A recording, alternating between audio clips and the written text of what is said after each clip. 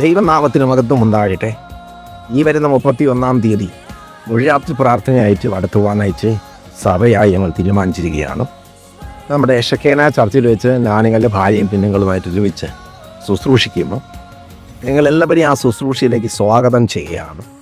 2025 വർഷം നമ്മെ വിട്ട് കടന്നുപോയിരുന്നു.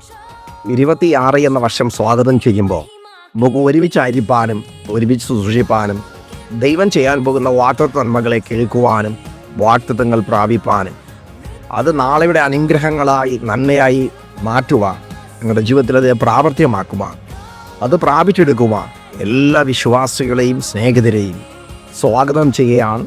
ആര് ഈ ശുശ്രൂഷന് മാറി നിൽക്കരുത്. അത് നിങ്ങളുടെ ജീവിതത്തിൽ ഒരു പുതിയ വഴിത്തിരിവായി നന്മയായി അനുഗ്രഹമായി ഭവിക്കപ്പെടുവാൻ ഞങ്ങളിപ്പോഴേ നിങ്ങൾക്ക് വേണ്ടി പ്രാർത്ഥിക്കുകയാണ്. അത് ആ ശുശ്രൂഷയിൽ സകലരും എത്തിച്ചേരുമാണ് നിങ്ങളെ ഒരിക്കൽ കൂടി സ്വാഗതം ചെയ്യുന്നു.